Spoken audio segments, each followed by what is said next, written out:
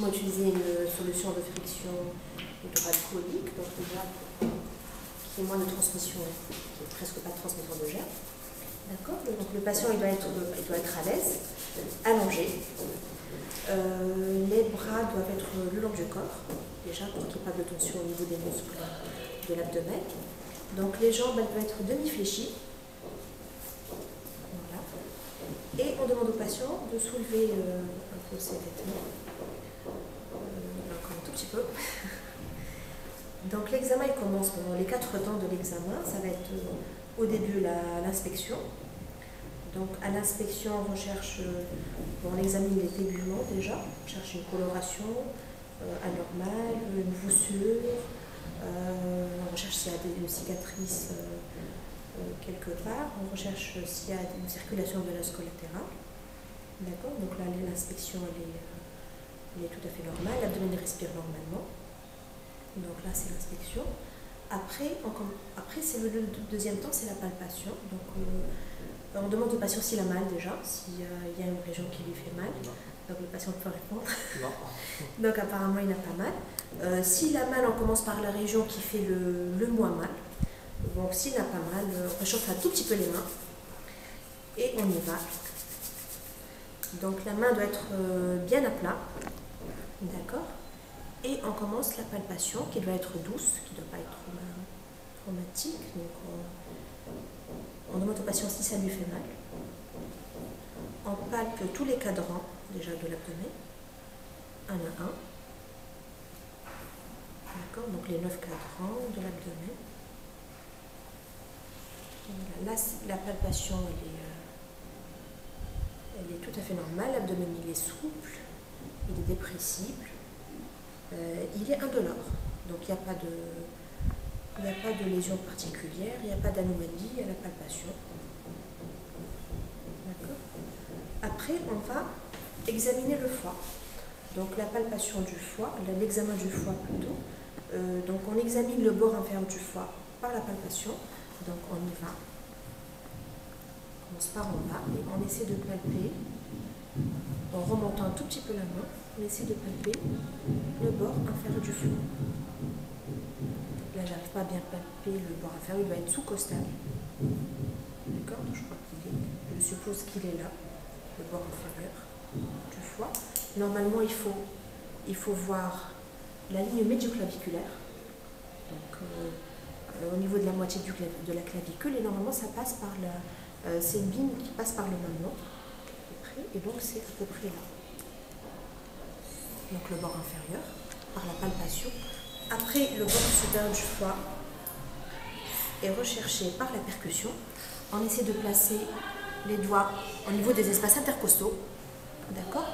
Et on essaie de chercher une différence de matité. Normalement, il y a un tympanisme au niveau du thorax, et après, au niveau du foie, c'est une matité. Et donc, la différence de tonalité, on va retrouver à ce niveau-là le bord supérieur du foie. Donc, la percussion. Donc, c'est au niveau des espaces intercostaux qu'il faut mettre les doigts.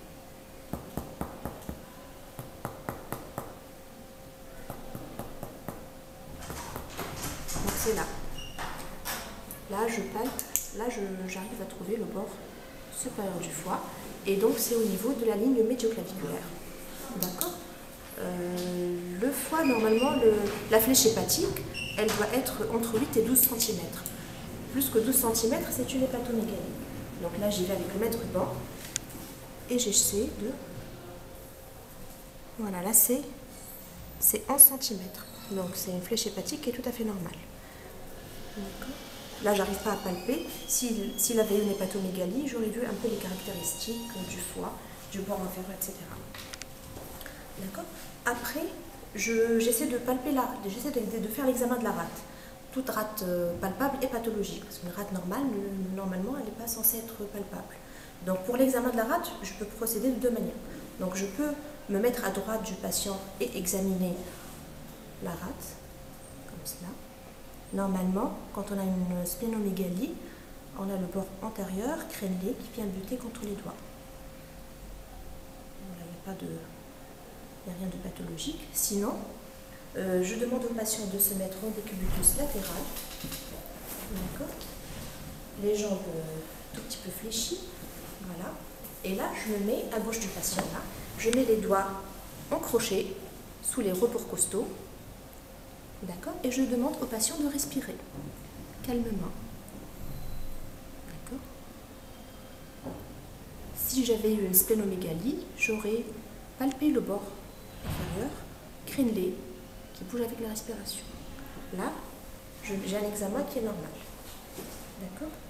Bon, après, je vais essayer d'examiner les reins. Donc, j'essaie de voir si j'ai un rein qui est palpable. Donc, je demande au patient de refaire une autre place. Et je palpe les reins. Je mets une première main bien à plat et la deuxième main au niveau de la fosse lombaire. Et donc, j'appuie un tout petit peu. Donc, un rat augmenté de taille, normalement, il donne le contact pareil. Une main à ce niveau et l'autre main au niveau de la fosse lombaire. Et j'essaie de palper. Et là, il n'y a pas de contact lombaire. D'accord? Après, j'essaie d'examiner les orifices herniaires. Bon, là, c'est l'ombilique. Donc, j'essaie de palper déjà. Après, je demande au patient de tousser.